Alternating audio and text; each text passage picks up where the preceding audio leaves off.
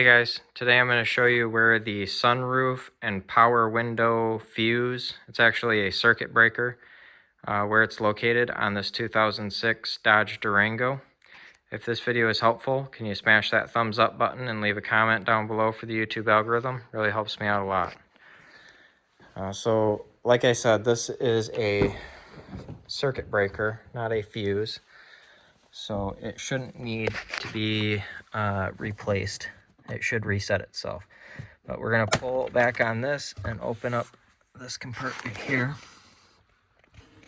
And this silver looking fuse type thing, that's the circuit breaker for your sunroof and for your power windows. So like I said, that should reset itself. Shouldn't need to replace that. If it's bad, maybe you'd need to replace it then, but normal conditions, it should be fine. So hopefully this video was helpful to you. If it was, smash that thumbs up button, leave a comment down below for the YouTube algorithm. Thank you for watching and have a good one.